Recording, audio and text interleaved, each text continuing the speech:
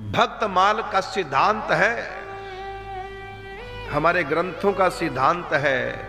भगवान भी सामने खड़े हो वार्तालाप कर रहे हैं आपसे, और इधर सत्संग शुरू हो गया। भगवान से कह दो प्रभु चुप, आज्ञा दीजिए, सत्संग प्रारंभ हो गया। शेष बात, शेष कथा कल, ऐसे कह करके आ जाओ।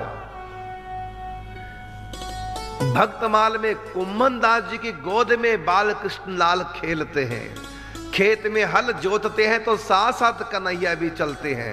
ऐसे प्रेम में भगवान बिके थे उनके। उन श्री कृष्ण को भी कुम्मन दास कहते हैं। जब कुम्मन दास का उदास मुख देखा तो श्रीनाथ जी बोले, जय जय, आज आप उदास क्यों हैं? कहता उदास तो हुई। कहता मैं आपके पास, फिर भी आप उदास? कहता हां। कहते हैं कि जब मैं मंदिर जाता हूं उस समय हम सब मिल करके जो आपकी चर्चा करते हैं, आपकी कथा का, सत्संग का जो आस्वादन करते हैं, आपकी बातें करते हैं, उस समय बहुत आनंद की उपलब्धि होती है। जब आपकी कथा हो रही होती है ना, आपस में हम चर्चा करते हैं, तो उस समय हमारे भीतर वो कथा दिखने लग जाती है। आपके सब लीलाएं मानस में प्रकट हो जाती है कथा के माध्यम से, बहुत सुख मिलता है।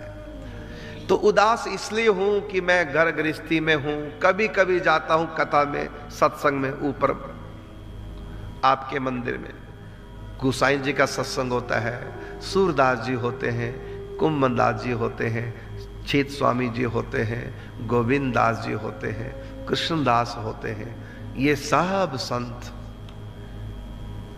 जो रस बरसता है आपकी कथा का, सत्संग का। अब वहां मैं थोड़ी देर के लिए जाता हूं, फिर वापिस आ जाता हूं। अब हल चला रहा हूं, सत्संग से वंचित हूं। तो श्रीनाथ जी बोले, ठाकुर जी बोले, जय जय, मैं आपके अंग संग हूं, फिर भी आप सत्संग के ललचा रहे हैं। हां, जो सुख लव सत्संग में सो वैकुंठ ना होए। आप तो अपनी मर्जी से आते हैं, चले जाते हैं, थोड़ी देर के लिए झांकी कराते हैं, फिर चले जाते हैं। और सत्संग यदि मैं गृहस्थ में ना फंसा होता, सत्संग तो मैं चाहूं 24 घंटे होता रहे और मैं सुनता रहूं, चर्चा होती रहे। तब भगवान ने कहा कि मैं तुम्हारे घर में ही सत्संग दे रहा हूं। कैसे? तो कहा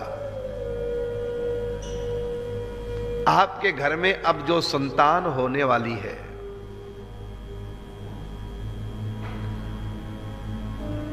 वो मेरे संत हैं, होंगे। अब आप दिन रात उनका सत्संग कीजिए, घर में ही सत्संग दे रहा हूं। फिर बालक का जन्म होता है, बालक का नाम रखा चतुर्भुज दास। फिर जब बड़ा हो गया, दोनों बाप बेटा सत्संग किया करते थे, पद रचना करते, नए नए पदों का को मन रच करके गायन करते,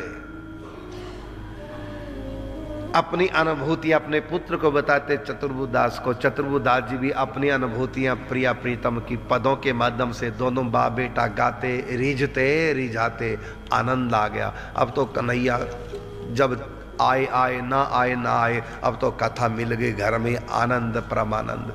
अब आप कहेंगे कि भगवान को छोड़कर कथा का आनंद, आप तब तक नहीं समझेंगे जब तक उस रस की प्राप्ति नहीं करेंगे। राम कथा जे सुनत अगाई, रस विशेष जाना तीन नाही।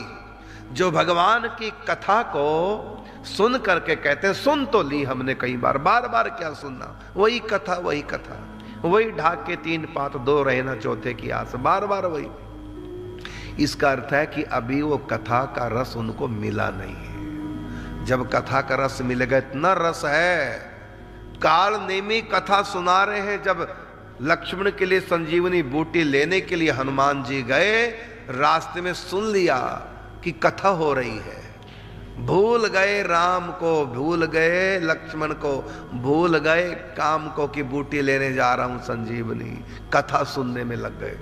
सोचिए, राम कथा सुनने को रसिया, क्योंकि राम लखन सीता मन बसिया। जिनके हृदय में भगवान बस गए वो जानेंगे कि कथा में कितना रस है। हनुमान जी राम जी को भी भूल गए, कितना अर्जेंट काम था। संजीवनी बूटी लेकर दिन निकलने से पहले पहले पहुंचना है। वेरी वेरी वेरी इंपॉर्टेंट कार्य था राम जी का। भूल गए, राम जी को भूल गए। किसने भुला दिया?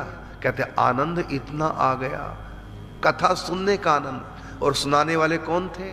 कोई संत सज्जन भक्त वैष्णव नहीं थे, काल नेमी राक्षस। वो भी कपट मन में रख करके कथा कर रहा था, क्योंकि वो जानते थे कि हनुमान जी को रोकना है, जिससे कि लक्ष्मण मर जाए, संजीवनी बूटी समय से ना पहुंचे। रोकना हनुमान जी को। कैसे रुकेंगे? इनको भुला दिया जाए। कैसे भूलेंगे राम को? क्योंकि इनको आनंद कथा का बहुत आता है। तो कथा सुनाने लगे रास्ते में, और ये महाराज सुनने लग गए।